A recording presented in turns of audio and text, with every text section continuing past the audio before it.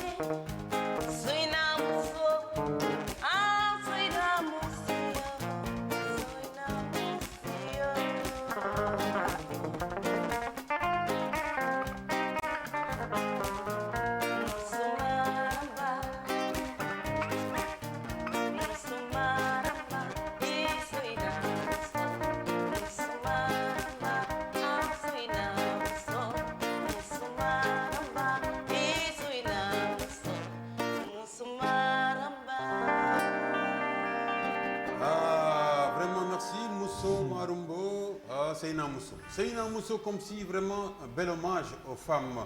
Vieux McFay n'est pas prêt en tout cas à quitter les femmes, à leur rendre hommage. C'est vraiment les femmes qui font le monde. Merci, ça c'est le secret. C'est dire, mesdames et messieurs, voici un musicien qui naît d'une famille de musiciens. Un grand musicien, 30 ans déjà de jazz, il a viré dans le blues. Et aujourd'hui, nous allons voir quelqu'un qui a vraiment traversé les couleurs musicales pour vraiment jouer aux côtés de Randy Weston, Alpha Blondy, vraiment Manu Dibango, paix à son âme. Et c'est dire aujourd'hui que vraiment quand quelqu'un se reconvertit comme ça dans l'ethnic blues, c'est rendre un genre musical assez fort, vraiment consonance rock. On peut dire voilà un rock'n'roll sénégalais parmi nous, Vieux McFay qui est aujourd'hui accompagné de deux bons musiciens ici sur Éclat à Thiès. Mesdames et messieurs, voilà le local pour l'international que nous allons visiter ce soir ici sur Prestige TV dans notre émission Éclat. Voilà donc un musicien qui joue dans les clubs de jazz. C'est connu. Partout, les gens réclament Vieux McFay. Pourquoi? Parce qu'il se produit dans les maisons de Céline, à Alchimia, au Flamboyant, à Sali, à Phoenix, à la Somone. Sans faire de la publicité, il est réclamé partout. Enfin, Thiès doit l'avoir. On a pu le décrocher ici pour l'amener au niveau de notre télévision Prestige. Ça se passe bien, c'est prestigieux, c'est ici, vraiment. Alors voilà le blues du juge, le monsieur qui s'est converti.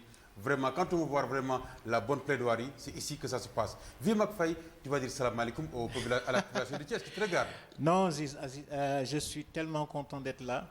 Non, très content parce que Thiès, j'ai passé un bon bout de temps ici à Thiès. Mon père a été affecté pendant un moment ici. Et j'ai fait le cycle, mon cycle primaire. Enfin, pas tout le cycle, mais les fonctionnaires, on peut les déplacer à un moment. Donc, j'ai fait le CM1, une partie du CM1 ici. Tout à fait. Donc, je suis très content de retrouver Thiès. Aziz, surtout toi, tu es un culturel. Merci. Dans le vrai sens du mot. C'est-à-dire que Aziz, vraiment, nous avons le khamé. Sur les planches là, le khamé, avec aussi une voix, en tout cas, je sais culturel. Et que le fait que toi, tu aies choisi Thiès comme passion, c'est pas pour rien. Parce que dans ma fait qu'on aussi d'autres gens qui croient en la culture. Parce que man ku gëm culture rek gëm na la. Et je remercie le bon Dieu de m'avoir encore dirigé ici vers Thiès. Parce que encore une fois tok di wax, je ne sais pas s'il faut que je m'exprime en wolof en même temps ou bien allez-y, en live, comme vous sentez. Alors, donc dire que Mangi Thiès pour dire qui est Vieux McFay, c'est pas ça qui intéresse le grand public. Je crois que le grand public, ce qui les intéresse, moi, c'est ce que Vieux McFay va leur servir, ce qu'il va leur dire surtout, en tant que doyen excusez-moi du terme, c'est-à-dire que parce que j'ai fait un bout de temps dans le métier, Mashallah, alhamdoulilah Rabbi Alamin. Et on a acquis une certaine expérience qui nous permet aujourd'hui de cerner un tout petit peu le secteur et de dire que Taïdi, ce qu'on attend de nous, c'est de dire une solution et un remède pour essayer d'aller mieux que ça et d'aller plus vite que ça. Tout à fait. Parce que t'es culture, oui. Culture, ce n'est pas seulement la musique. C'est les arts graphiques, c'est les arts plastiques. C'est le théâtre, c'est les arts scéniques, la danse et tout ça, l'audiovisuel. Donc, cerner culture, c'est pas dit. Et il y a beaucoup de gens qui ne cernent pas bien la culture, qui sont dans le métier, malheureusement, qui nous donnent qui nous gouvernent. Alors aujourd'hui, c'est donc le fait que tu aies dit qu'un culturel soit à sa place, c'est bien. Moi, je crois que li gën a am importance mooy encore une fois nga jël sa micro tey par exemple lu ma doon suggérer tey ministre de la culture na dugg ci biir àll bi ci biir diaspora beeg ci biir sénégalais yi seen biir ci biir banlieue bi ak ne leen qu'est-ce qui va dans la culture qu'est-ce qui ne va pas dans la culture mu laaj leen nit ñi wax ko c'est très important sinon soo nekkee derrière ton bureau nar nga jël di jël ay décisions nar nga jël de mauvaises décisions et c'est ça vraiment ce sera aux grandes dames du Sénégal de façon générale. Tout à fait. Moi je crois que li ma wax nii xam nañu ku ci nekk bu ñu waxee art culture tout le monde va dire presque la même chose mooy que ça ne va pas maintenant ça ne va pas bi mooy maanaam c'est pas parce que la culture ne part pas la culture va la culture suit son bonhomme de chemin. Tout à fait. mais dañ ko defalul kan ba. Tout à fait. Et si tu veux tout le monde y va de son propre chef comme on dit et ce qui fait qu'aujourd'hui chacun essaie de tirer son épingle du jeu rappeurs yi boo leen gisee ils s'en sortent tant bien que mal mais en suivant leurs créneaux des créneaux qui se sont dessinés eux-mêmes. Tout à fait. Eux-mêmes. Tout à fait. Et je les félicite pour ça aussi parce que personne ne leur a dit jaar leen fii ils ont trouvé leur propre moyen. Tout à fait. Malheureusement comme on dit ay ndaw boo leen yoree il faut que de temps en temps nga ne leen attendez fii ak fii baax na fii ak fii baax na pour essayer aiguiller chacun en ce qui le concerne ci li ngay def. Les canaliser. nga canaliser leen. jox leen kan baa fu ñu war a jaar. aujourd'hui dans les gens du théâtre yow Aziz mën nga ko def. les gens du théâtre nga ñëw leen attention fii jaara fii man dans le domaine de la musique je peux le faire. Tout à fait. Tout dans l'art plastique. Voilà parce que loolu.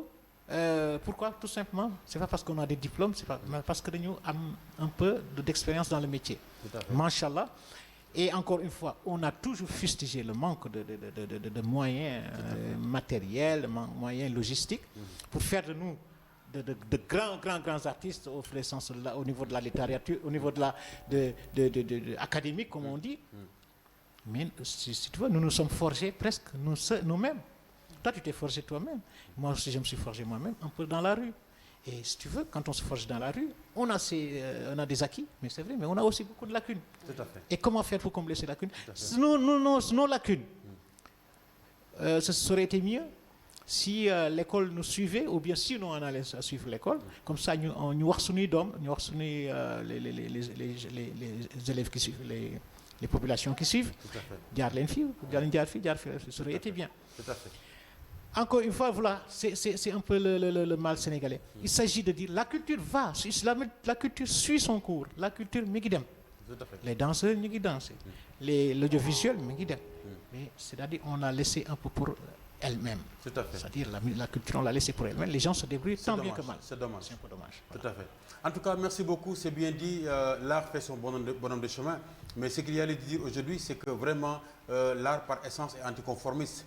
Il faut que kenn ku ci nekk xam ne fa nga nekk boo ci defee 30 ans def ci 20 ans war nga xool sa ginnaaw est-ce que am na suite boo xam ne ñu ngi ñëw est-ce que yoon wu ñu jàll pour mun a yokk li fi nekkoon parce que am na loo xam ne wolof daf koy wax moo di njëriñ loo fekke baat bu yàqu la tey musiciens yi fi ñu nekkoon bu ñu fi defoon dara samp fi du am ñoo xam dañuy ñëw ramer à contre-courant wala wut yoon woo xam dañu mun demal seen bopp vraiment ça c'est important c'est essentiel n'est-ce pas.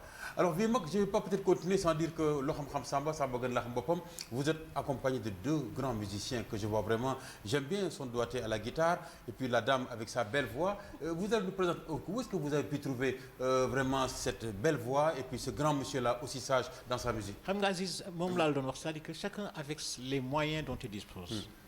Moi je n'ai pas de gros moyens mais mun naa tas sama xam-xam lu tuuti lu ma xam. ma mun ma partager.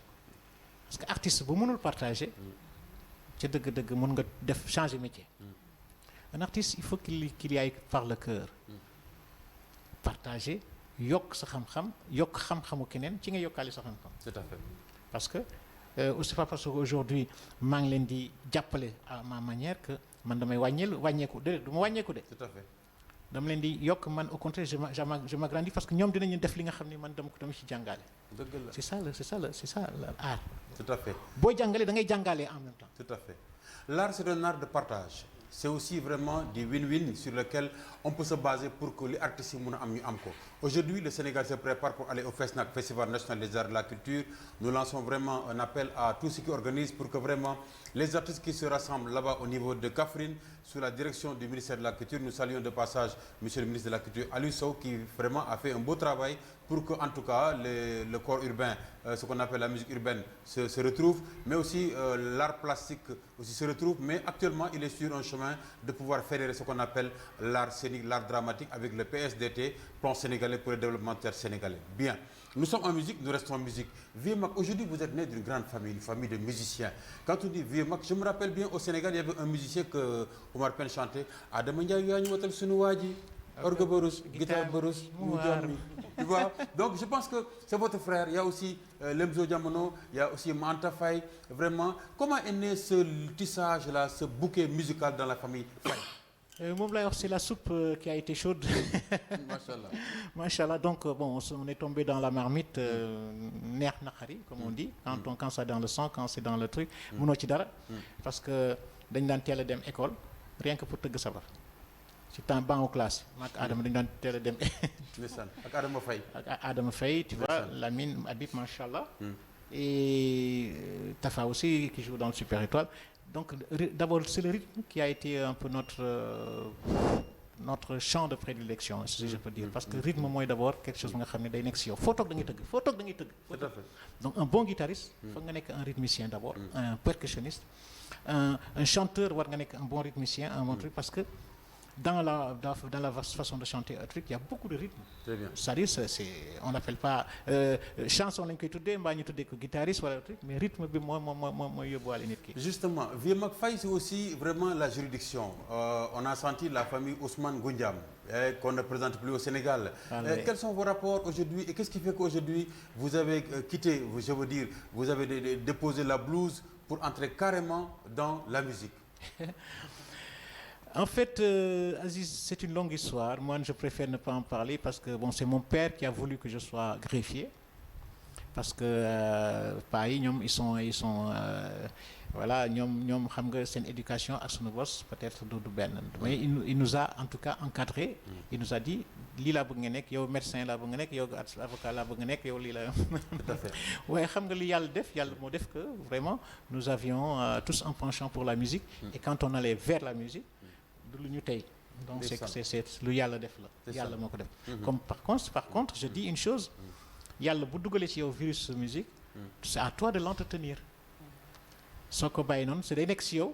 mais si tu veux il faut tout faire pour l'entretenir, entretenir la flamme ba mu nekk. soo bàyyi noonu après l'art se perd. Tout à fait. Donc yàlla may nañu loolu mais yàlla la. Encore une fois, il y a des familles nga xam ne ñëpp footballeurs lañ, il y a des familles nga xam ne ñëpp ay magistrats lañu, il y a des donc voilà. Maintenant comme j'ai l'habitude de le dire, bon musique nag doon na li nga xam ne man je me suis toujours dit damay wuti leneen ñëw yokk li ma am. Par exemple mun naa mbalax maa ngi ci juddu ci laa juddu. xam naa c'est nu muy demee c'est limite et tout ça. Donc damay jàngi jazz. xam naa ni que jazz école la. Tout à fait. ma jéem ko seet naka laa ko yokkee sa musique. yàgg naa ko wax depuis ça fait des années que ma ko yàgg wax. Aujourd'hui toog di waxaat sax encore lii ni ñu war a def ak lii forme de répétition la, mais comme on dit que la répétition souvent elle est pédagogique, parce que je le dis dans le sens de l'enseignement, enseignement entre guillemets que je dois donner aux jeunes qui arrivent. mooy maanaam wax leen un petit peu suñu cursus, parce que école amul. ñoom si ñun rek la ñu mën a roy te ñuy roy si ñun yàlla dafa def nous devons donner tout faire pour donner le bon exemple. Tout à fait. Je ne sais pas si c'est le meilleur exemple, mais en tout cas on essaie de faire en sorte que voilà ce soit le bon exemple. Voilà, c'est le mot qui est lâché. En tout cas, comme disait Picasso, l'essentiel c'est de commencer. Ils ont commencé, ils ont donné la route et marche aujourd'hui, marche demain, tu feras beaucoup de chemin. C'est le plus important. On nous apprend que le président Macky Sall est en train de construire ici vers Diamniadio une grande école des arts avec les départements musique, danse, art dramatique, art plastique. Je dis bienvenue, on en a besoin. C'est l'occasion aussi de lancer un vibrant appel à nos autorités pour qu'enfin le village des arts, ici au niveau de Thiès, tant réclamé par les artistes, soit disponible. On en a besoin. pour que les artistes puissent s'épanouir à l'intérieur. Thiès a besoin de sa maison des arts. Merci beaucoup. Alors, c'est dire que vraiment, c'est pour moi un plaisir de vous voir ces musiciens-là, parce que j'ai eu la chance, étant jeune, en tant qu'étudiant, manque de Sika Brudis, Nessan, chez Fondey Pay, ma tante qui m'aime beaucoup, qui m'adorait beaucoup. C'est l'occasion de saluer vraiment ses filles, les Nenesen, les Anna, Mam Sayer, vraiment Ismaël Diop. Vraiment, j'étais là-bas, je voyais les musiciens vraiment qui faisaient des va-et-vient pour aller voir les familles Faye. Je voyais Aline Baider qui passait, je voyais Faloudien, je voyais les Pape Diouf, vraiment tous ces musiciens-là qui venaient voir, parce que c'était là le creuset, il fallait puiser. Aujourd'hui, nous sommes en face d'un greffier qui a vraiment sa musique comme arme pour pouvoir parler au monde entier. Vieux McFay, nous allons écouter peut-être le blues du juge qui fait couler beaucoup de salive.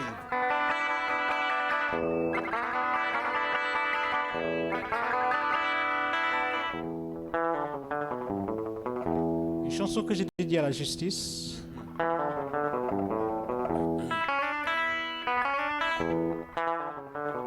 Antikapul tok na fistele krongonyo. Nyulat kolan ngay joy muneda nyuma toy. Dunginte dula ke na wo koche. Tukuru tutak vole unyo koche. Et laissez-moi crier le blues du jus. Bataille de noir dans un tunnel.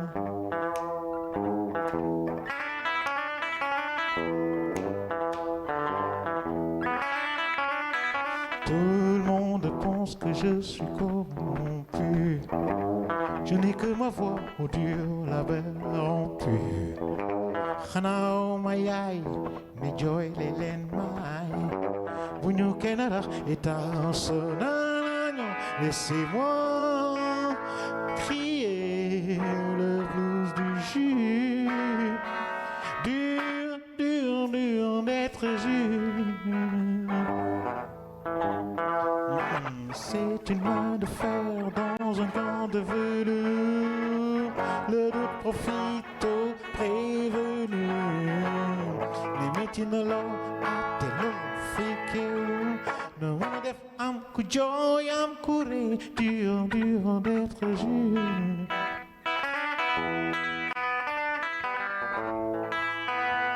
Dur, dur, dur d'être jus.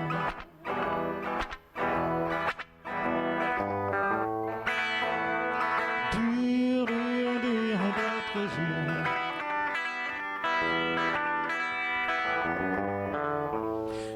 Dur, dur, dur d'être jus.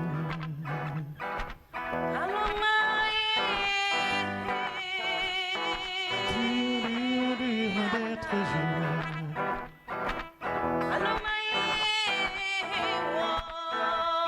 Dur, dur, dur d'être jus.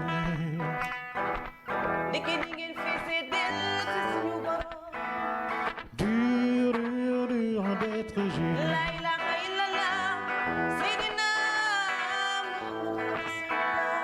Dur, dur, dur d'être jus.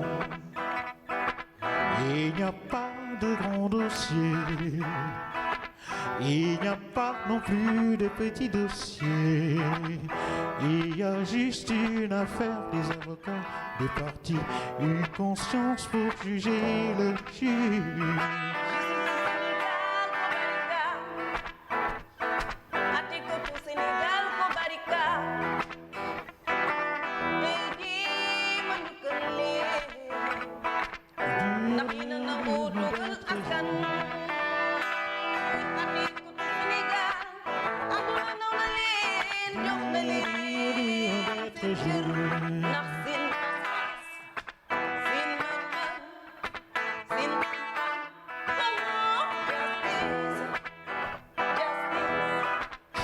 Justice. Justice. Justice. Justice. Justice. Justice. Justice. Justice. Justice.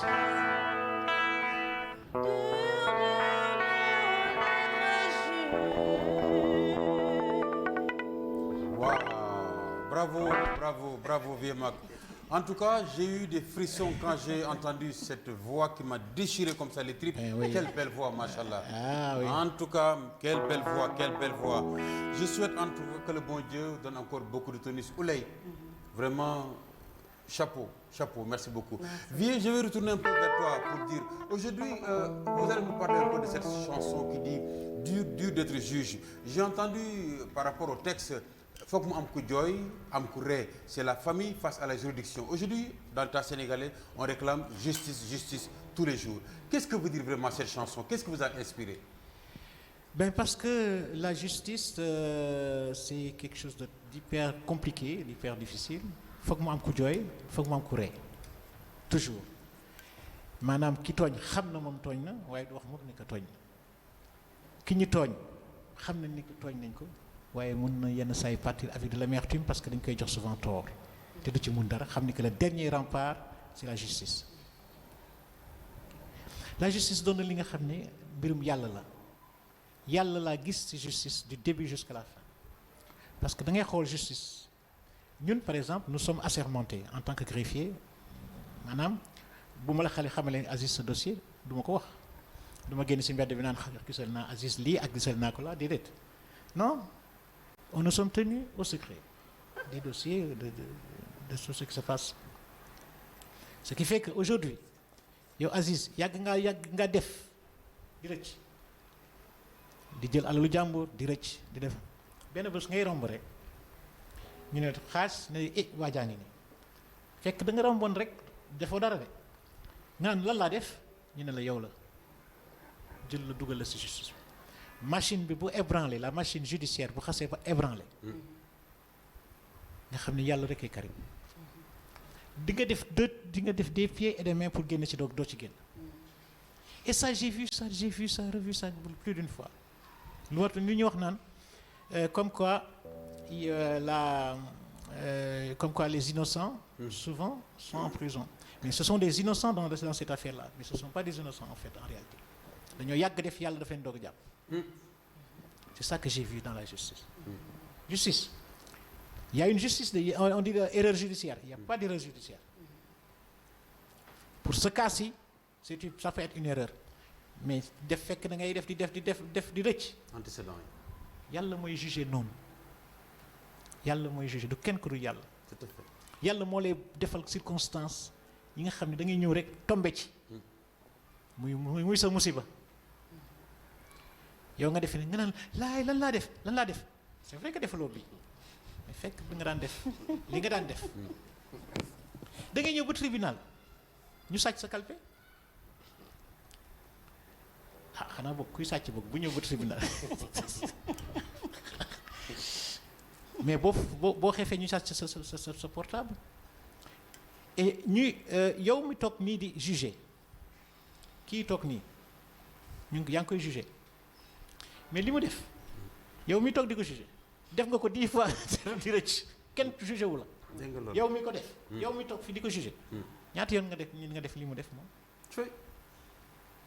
moo tax ma ne justice dafa doy waar. ku ñu jàpp daal moo tooñ. fu mu ne ku ñu jàpp yaa ñàkk chance. jàpp boobu nag mooy yàlla. lu tax ñu jàpp la.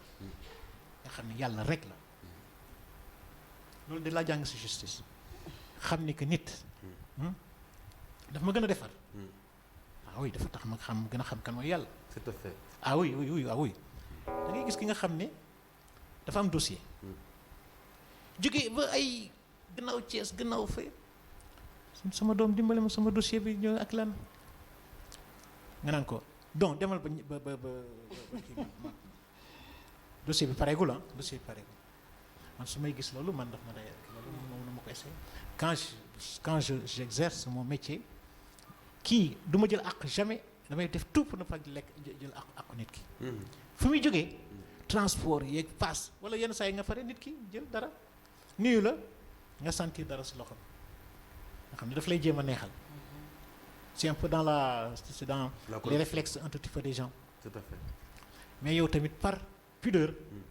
da nga koy delloowaat ndànk c'est-à-dire que buy tàll loxo bi dina ko nuyu buy delloo loxo bi nga koy poussaale mu demaat pour wan ko ni que. parce que yow fi nga jógee déjà passe bi nga passe. temps bi nga xaar. ak yëpp.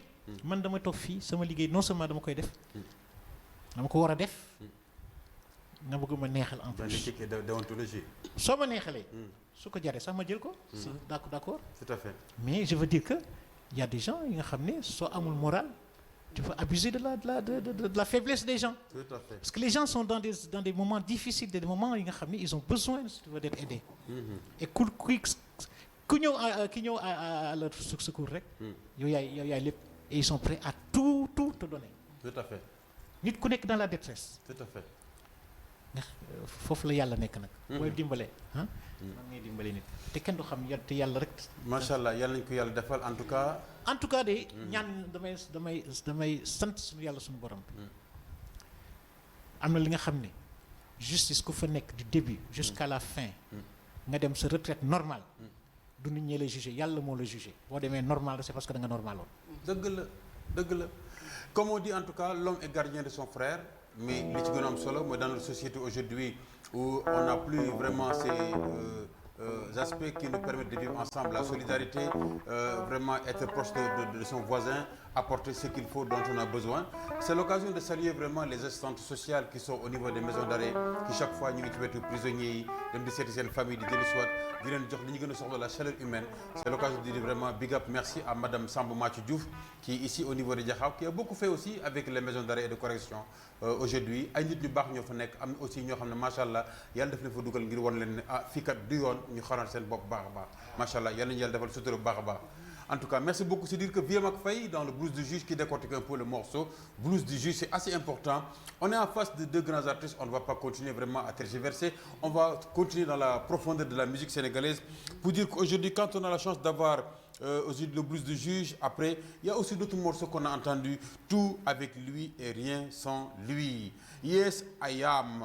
On a entendu d'autres sons qui sont là, non assistance à enfants en danger.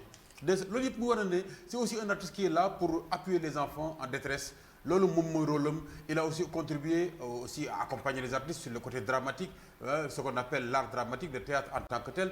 C'est un artiste qui touche à tout. Il est prêt, il a beaucoup d'écoute. Voilà pourquoi ce soir nous le saluons. Il a fait la permission, la présence de se déplacer. Nous sommes dans une période un peu difficile, le transport des voitures qui sont en grève. Actuellement, les transporteurs ils sont en grève.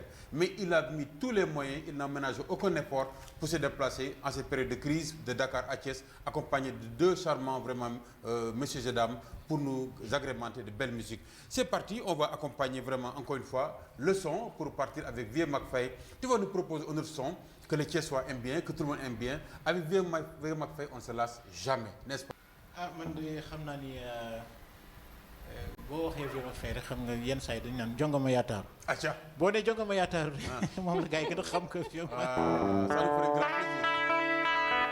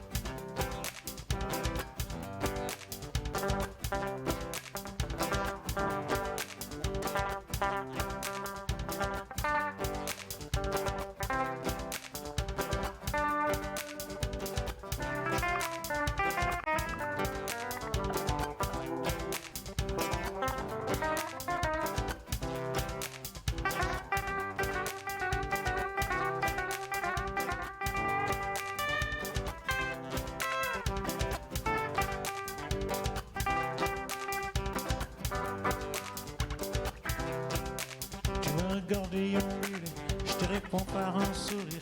Mon bongo romantisé, t'as saoulé sans qu'on fait rire. Ainsi va la vie, ainsi va la vie, ainsi va la vie. ainsi va la vie. Watch sit na mon menu man.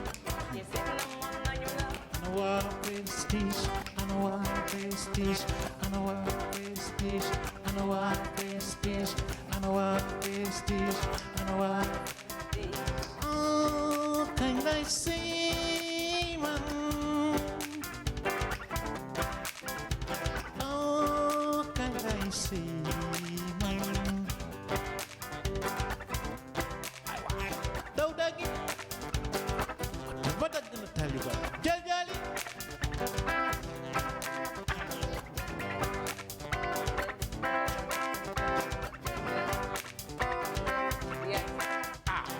Jali. What I'm gonna tell you about Jali.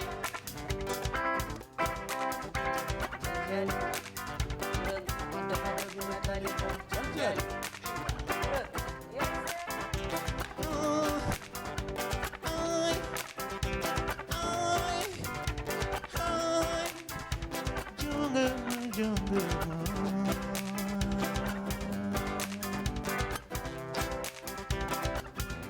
Mulai Jangama Jungama, Jungama, Yaka. Wow Jungama, Yaka. Somebody Jungama, Nenige. Jigene society, Jigene adu.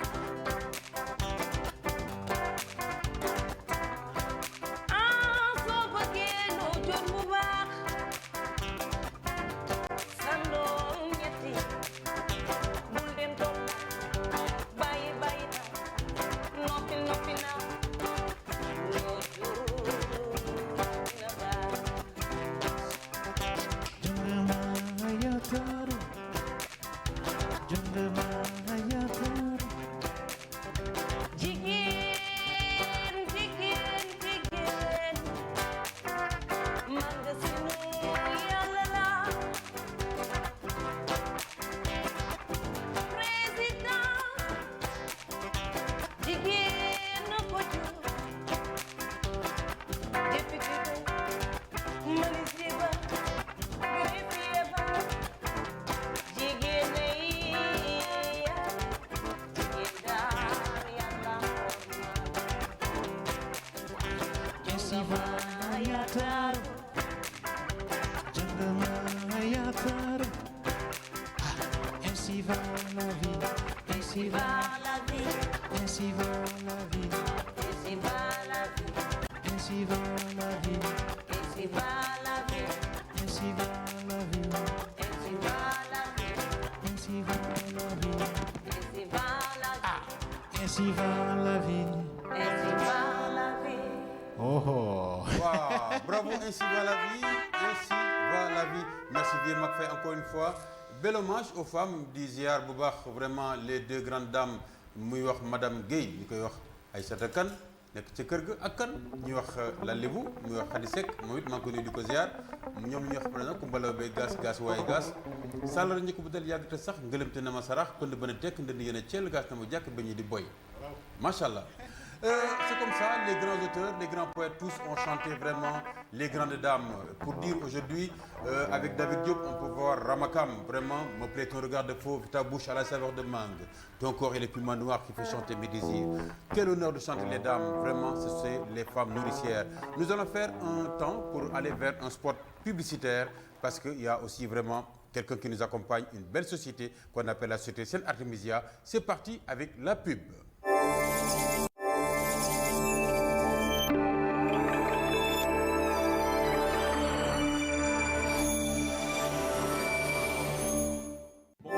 Comment ça va et comment va la santé? mbokki Sénégal seen Artemisia indil na leen ay produits yu bees seen Artemisia gélule 3000 francs seen Artemisia infusette 6000 francs ak yomb te baax waaw yéen a ko doon laaj egsi na wàllu wérgu yaram askan wi yëpp seede nañu taxawaay seen Artemisia ay machines yu mucc ayib jóge bitim réew ñu koy defaree fii ci Thiès da nga bëgg faj sibiru diabète hypertension artérielle asthme rhumatisme arthrose seen Artemisia c'est bio seen Artemisia gélule seen Artemisia infusette seen Artemisia c'est certifié téléphonez seen Artemisia au 77 719 72 39 c'est Artemisia, la plante qui guérit. Mieux vaut prévenir qu'essayer de guérir.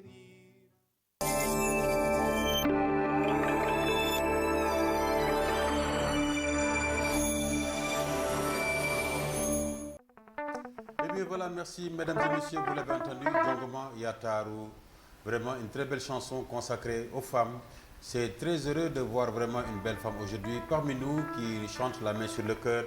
mu ñuy jox li mu gën a bëgg ci xolam avec une assez belle voix vraiment comme on dit vraiment c'est la générosité. Tu as beau avoir du talent mais si tu n'es pas généreux tu peux garder ton talent.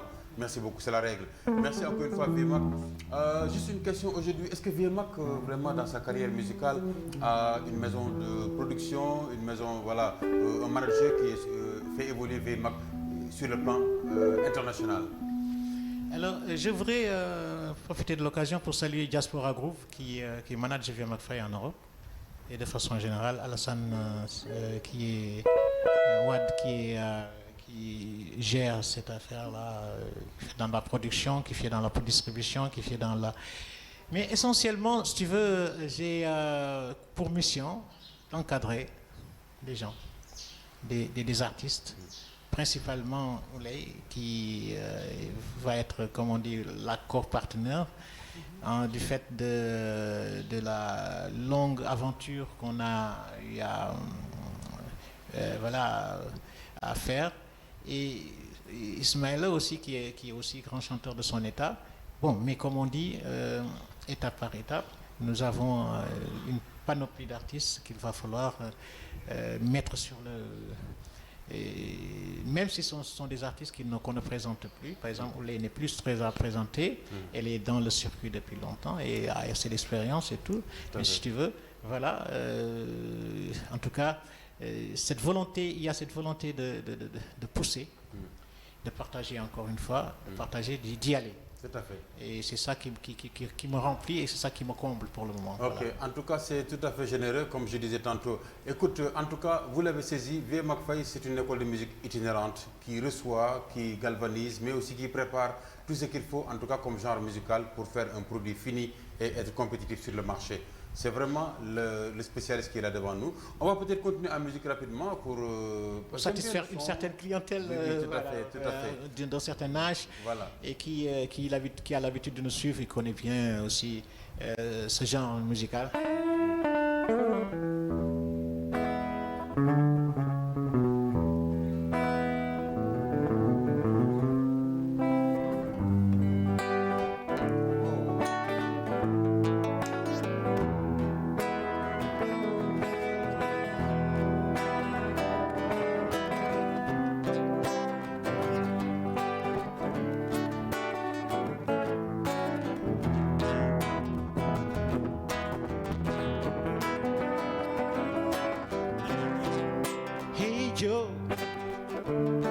Sem algum dragão olhando então.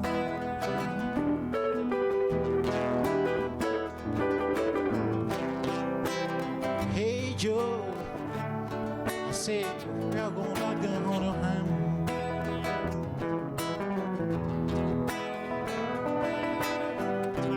I'm gonna suit my lady too. I heard the tone me so man.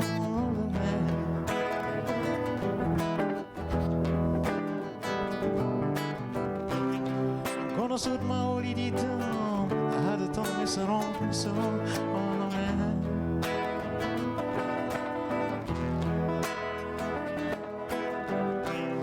Hey Joe, see you are gonna get down on your hand on time.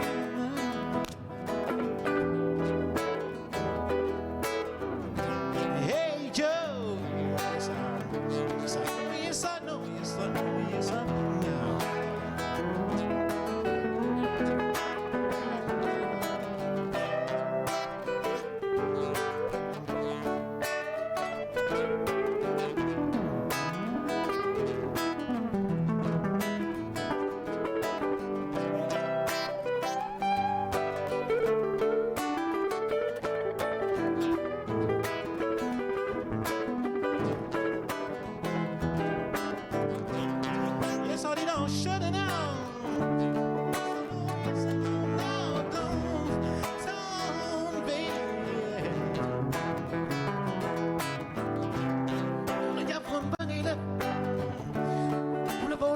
face and I'm down, yeah.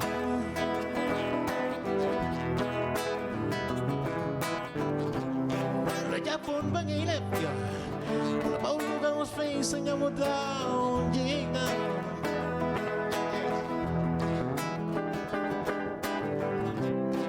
Hey Joe, hey, left no fate now.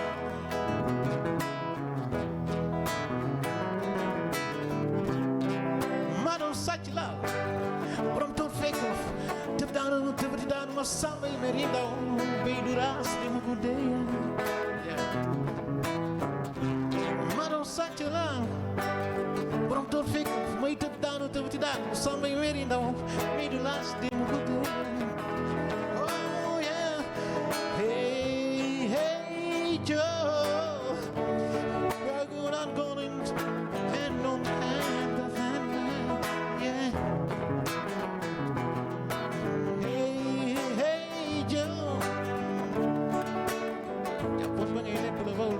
Señora.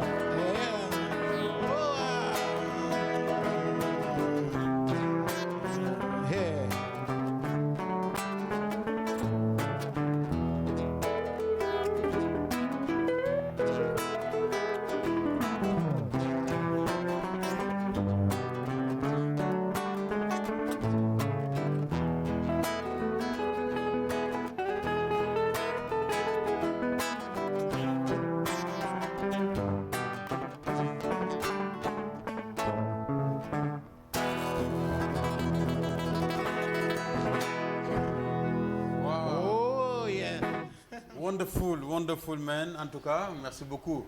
Et Joe, souvenir, ceux qui ont l'habitude de voir cette belle musique, de l'entendre, vraiment, ça fait rêver aussi, comme on dit, mais ceux qui sont aussi très actuels, parce qu'avec cette musique de rhythm and blues, nous avons les Bobby McFerry, nous avons vraiment les Gypsy Kings, aujourd'hui, qui font rêver. En tout cas, nous en avons un ici au Sénégal. Ce qui m'intéresse aujourd'hui dans ces sons, VMAC, c'est vous avez vraiment des formules de sagesse comme Beydouras Demi Goudi. Vous avez aussi Madon Satchela, le Borom Torfek Mofo. Comment vous faites ce mélange en intégrant toutes ces belles formules dans ces musiques-là? Justement, c'est ça, c'est le feeling. Tu sais, comme on dit, il y a beaucoup d'homogénéité entre le blues africain et le blues américain. Tu tout sais. Tout à fait. J'ai eu à donner des conférences dans ce registre-là. D'ailleurs, à divers endroits et surtout dans certaines occasions, à certaines occasions plutôt, parce que, comme on dit, on a toujours dit que le blues venait de l'Afrique. Ce qui est très vrai, parce que quand nos parents, nos ancêtres allaient dans les champs, ils chantaient leur tradition sérère, leur tradition bambara, leur tradition surtout mandingue, hein, parce que le blues, il est en suivant par exemple la gamme pentatonique.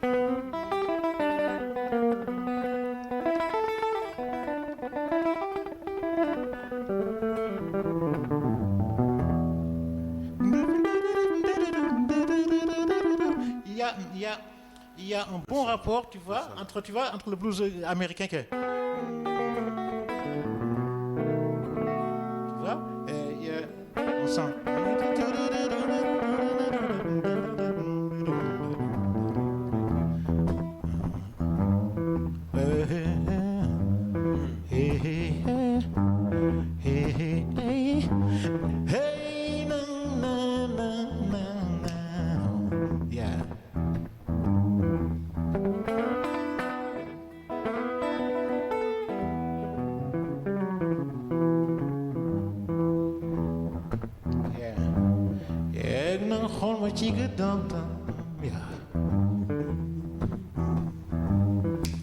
Yes. Nanga khol ma chiga don, yeah.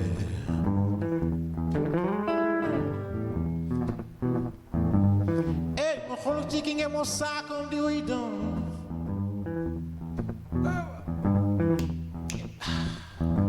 And you feel the kujo good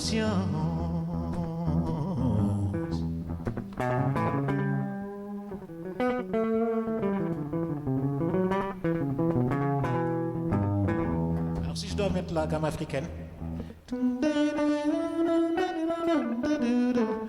Super,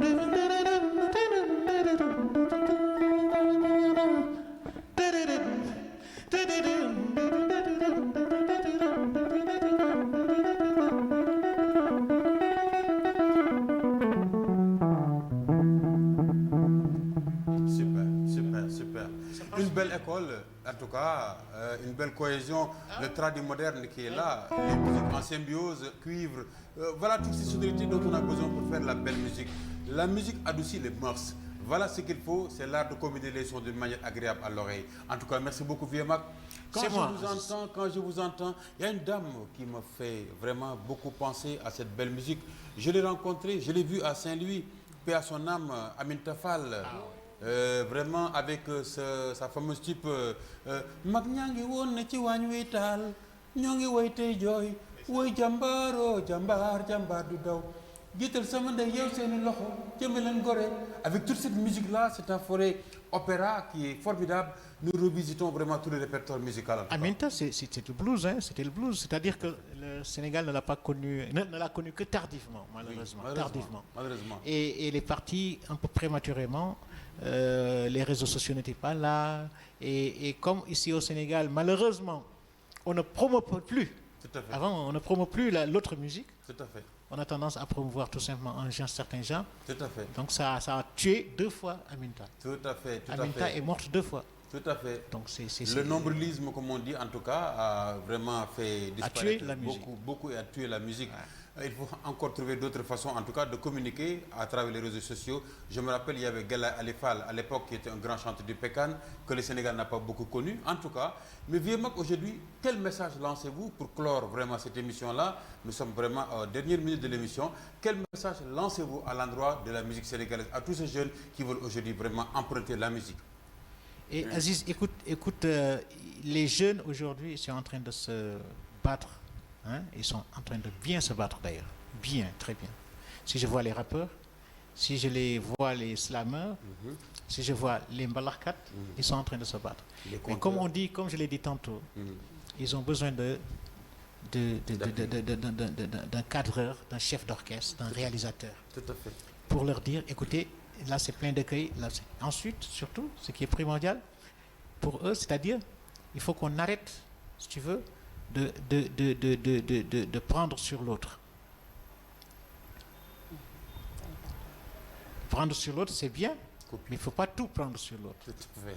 Il faut savoir mettre en valeur ce qu'on a, et si on peut prendre sur l'autre et augmenter et valoriser ce qu'on a, c'est tant mieux. Et surtout, quand on prend, on l'enrichit. On enrichit. Alors, donc, aujourd'hui, ce que je déplore, c'est le genre musical là qui prévaut. Le Naïji, comme on dit. Le Naïji, c'est un rythme. Il y a d'abord nos rythmes ici, casamançais, qui égale et qui dépasse de loin ce rythme Naïji. Aujourd'hui, c'est le Naïji qui a été promotionné. Et c'est comme si c'était le Naïji qui devrait prédominer sur toutes les autres formes de musique. Tout à fait. Je dis, c'est complètement erroné. C'est complètement erroné. Il faut se dire que le Naïji, c'est un style musical, c'est un genre musical, c'est un rythme. Et aucun rythme n'est supérieur à un autre. Nous avons nos rythmes ici, Djola. Nous avons nos rythmes Serer. Nous avons nos rythmes. Et qu'il faut prévoir. Donc moi, je dis aux jeunes, allez vers nos rythmes. C'est vrai que, encore une fois, c'est un défi. Hein. Tout à fait. C'est parce que c'est difficile. Parce qu'aujourd'hui, si je dis que si tu dois lâcher arrêter ce que tu es en train de faire, parce que tout le monde le fait, pour aller vers des aventures, si je peux appeler ça aventure, c'est un peu trop risqué. Donc, il est difficile ce sera difficile pour eux pour le faire. Mais il faut qu'on les aide. Il faut des gens de culture. Tout à fait. Pour aider les hommes de culture. Tout à fait. Il ne faut pas des scientifiques, il ne faut pas des mathématiciens pour aider la culture. Il faut des culturels pour aider la culture. Tout à fait. Je pèse bien mes mots. Il faut des culturels pour aider la culture. Tout à fait. Il faut des culturels pour aider la culture. Absolument. Absolument. Je le dis, je le redis. Premièrement, il faut des culturels pour aider la culture. Deuxièmement, il faut des culturels pour aider la culture. Troisièmement, il faut des culturels pour aider la culture. Machallah. Ça fait 2 et 3, c'est clair. Comme disait Manu Dibango, de nos jours, on n'a pas besoin de peindre du noir sur du noir, ni du blanc sur du blanc. Chacun a besoin de l'autre pour se révéler. Voilà, paix à son âme, un grand artiste qui est parti, emporté par la Covid. En tout cas, il fallait voir dans Wak Africa toutes les sonorités que ça annonce. Vraiment un grand musicien que j'aime, que j'apprécie beaucoup, que tous les musiciens du monde apprécient. Vraiment avec vraiment son instrument majestueux, un instrument avant. Merci mesdames et messieurs, en tout cas pour ce soir, c'était tout. Mais nous allons vous dire qu'aussi il y a un grand événement qui se prépare à Thiès. À l'école Thiès Non, c'est la littérature. En tout cas, un grand livre, un livre histoire, un livre mémoire. Thiès Non prévoit vraiment de faire la cérémonie de dédicace de Jacques Pouy, qui a produit un livre Thiès et les Sérères. Nous donnons rendez-vous vraiment le samedi 28 à l'école Thiès Non. La cérémonie vraiment de remise, de présentation du livre et de dédicace qui se fera à l'école Thiès Non à partir de 16h. Tous les Thiessois sont conviés parce que Thiès et les Sérères rappellent l'histoire, mais c'est aussi comment parler à l'école pour que demain, ceux qui ont en charge l'éducation puissent transmettre la bonne réponse à ceux qui aujourd'hui pensaient que nos ancêtres étaient des Gaulois. Allez, finis cette histoire. Merci beaucoup en tout cas. Un petit mot que je voudrais ajouter. Je vous en prie. C'est avec ta permission. Je vous en prie. Je dis que tes prochaines émissions sont axées sur Ouley et sur Ismaël. C'est clair. Alors, je veux dire à travers cela que c'est ce qui nous manque au Sénégal. On ne sait pas tirer les jeunes. Ceux qui sont partis, au lieu de tirer, d'aider les jeunes à partir avec eux, ah non, ils font un barrage. Tout à fait.